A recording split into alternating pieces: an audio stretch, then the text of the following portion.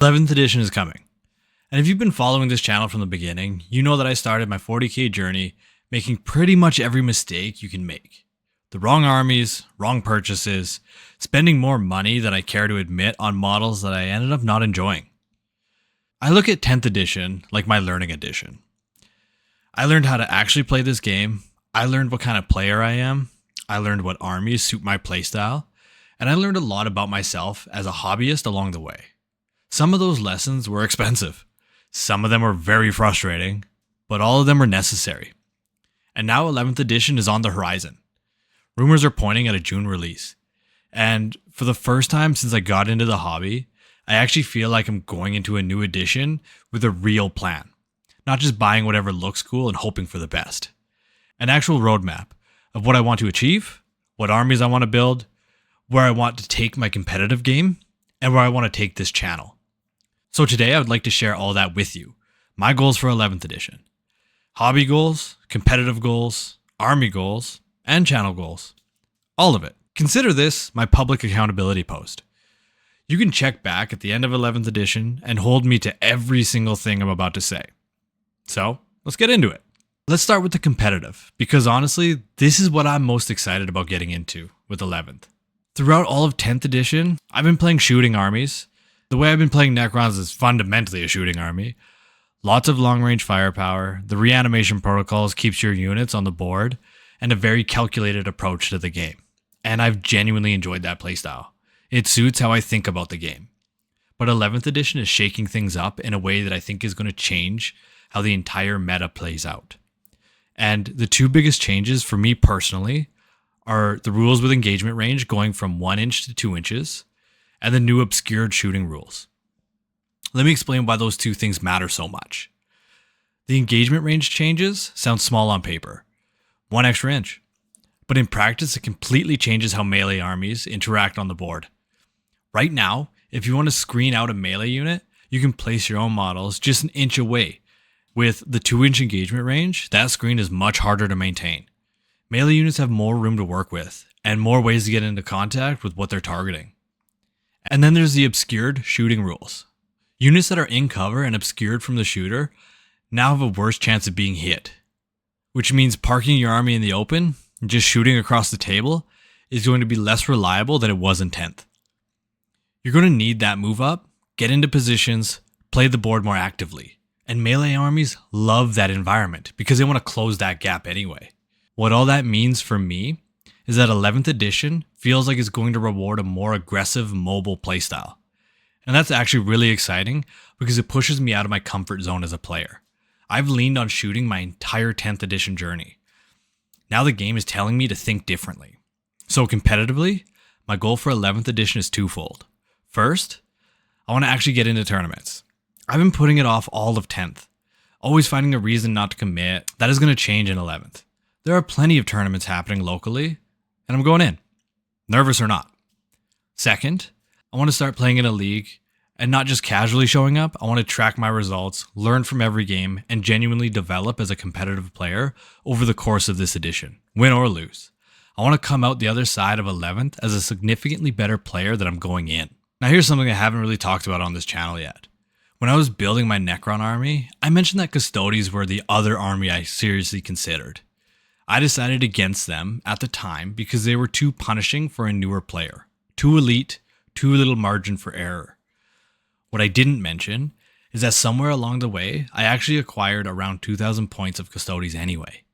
Most of them I've already built, half I've already painted, and I use them as a chance to get better, and they're just sitting there waiting.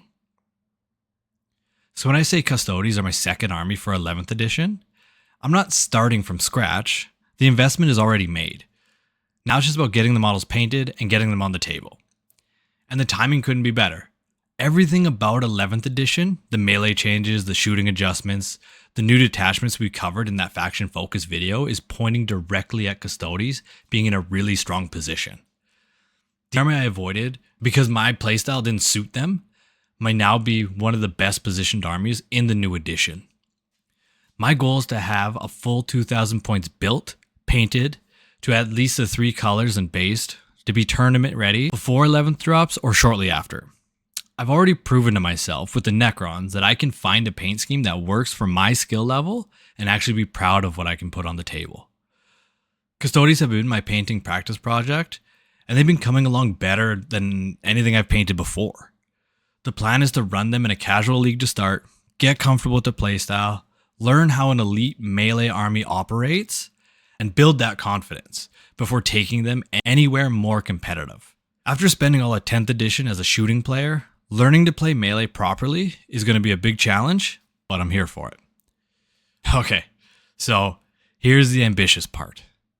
My goal by the end of 11th is to have 4 fully built and painted armies, each one representing a different faction type.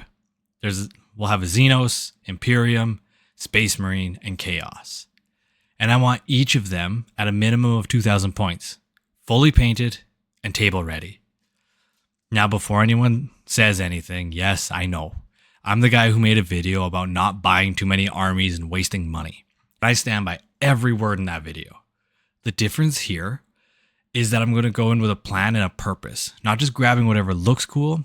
Each army serves a specific role on the table and in my hobby life and on this channel.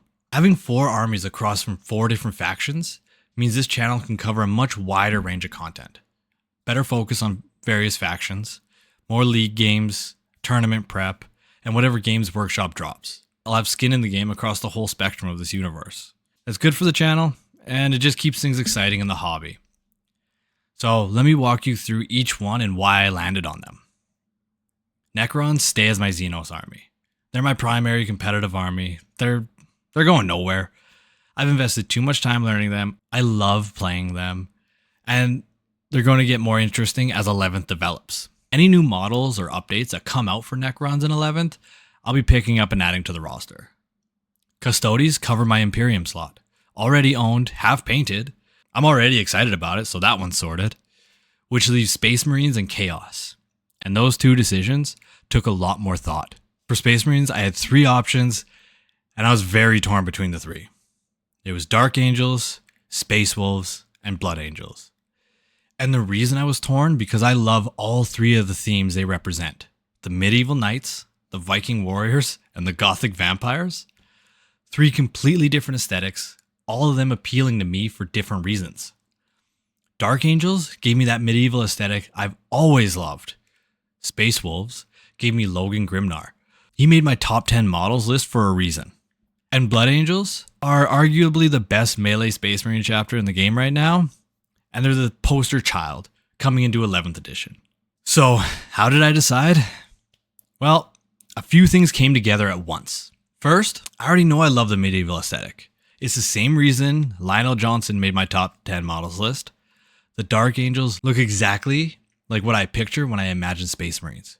Brooding, secretive, ancient knights carrying the weight of a 10,000-year-old shame.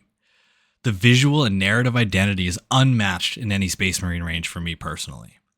Second, and this one got to my ego a little bit, I got a comment from one of my earlier videos from a viewer who compared me to Lionel Johnson. And look, I'm not going to pretend that didn't influence me. If my audience already connected me to the Lion, leaning into the Dark Angels as a chapter just makes sense. It becomes part of the story. And third, Dark Angels are a durable chapter. And if you've noticed a pattern in every army I've picked, durability is always somewhere in that decision. Necrons reanimate, Custodes have 4-up saves, Dark Angels have some of the most stubborn defensive rules in Space Marines Codex. There's clearly a type of player I am, and Dark Angels fits that type. So, Dark Angels it is. And I'm excited to start building that army. The models are incredible, the lore is deep, there's a whole journey that I can document and build from the ground up. That, and let's be honest, the Lion's Primarch model is the best the Space Marines has to offer. Now Chaos. This one was the hardest decision of the 4, and I want to walk you through my thought process. I had 4 options I was kind of considering, and they all pulled me for different reasons. Death Guard for the durability, obviously big fan. Emperor's Children for Lucius and Fulgrim, 2 of my favorite models in the entire game. Thousand Suns for the incredible blue color scheme and the idea of psychic abilities. And World Eaters because Angron and the whole Berserker aesthetic is awesome. World Eaters dropped out pretty quick. As exciting as they are, an army that literally only does one thing, run at the enemy and hit them, feels limiting for the long term. I want options and flexibility on how I play. Thousand Suns nearly made it. The blue and gold color scheme is stunning. The aesthetic is unlike anything else in Chaos, and the idea of a psychic army is really interesting. But when I thought about it practically, I don't know how psychic mechanics are going to translate into 11th edition yet, and committing to an army built around a mechanic that might change significantly felt like the same mistake I made with Tyranids. I love the idea, but I'm not sure the reality will match. Emperor's Children tempted me right up till the end. Lucius and Fulgrim are two of my favorite models in the whole game, so I still might collect them just for that sake. And with Slaanesh being excess in the speed faction, Emperor's Children would bring a completely different energy to my army collection. But ultimately, when I asked myself which army I'd pick if painting wasn't a factor at all, the answer was Death Guard every single time. Because Death Guard gives me everything I keep coming back to. Durability, resilience, and an army that just refuses to die. Plague Marines with feel no pain, tough as nails infantry that your opponent has to commit serious resources to removing. That's the kind of army I enjoy playing, and the kind of challenge I enjoy facing. Sound familiar? Well, it should. It's basically the Chaos version of why I love Necrons. Now the painting. Death Guard models are notoriously detailed. Lots of rotting flesh, lots of texture, lots of Nurgle corruption layered over what used to be armor, and my first instinct was that would be a nightmare to paint at my skill level. But here's the thing. Someone pointed out to me that completely changed my perspective. Death Guard are supposed to look decayed. They're supposed to look weathered, dirty, corrupted, which means dry brushing, washes, and even genuine mistakes in your painting doesn't just look acceptable on Death Guard model, it almost looks intentional. The worse it looks in certain ways, the more accurate it is to the lore. That can be one of the most forgiving aspects of painting. So Death Guard it is. And I'm looking forward to the build and paint process, and I'll document it on the channel because it's going to be a completely different painting journey to anything I've done before. And yeah, I'm aware Chaos Knights exist, and if I ever find a good deal on a starter set, I might reserve the right to add them to the collection, but that's a wild card, not a commitment. Okay, and then there's the channel goals. I want to be honest here, because I think it's important. I'm not going to sit here and tell you I'm aiming for 100,000 subscribers by the end of 11th. That's not a realistic goal from where I'm starting from, and I'd rather be honest than chase a number that sets me up to feel like I failed. What I'm committing to is consistency. A weekly upload schedule, documenting this journey in real time. The league games, the tournament experiences, the army builds, painting progress, wins, losses, and everything in between. The good stuff and the stuff that goes wrong. Because if you've watched any of my videos, you know that the mistakes and the hard lessons are just as valuable as the wins.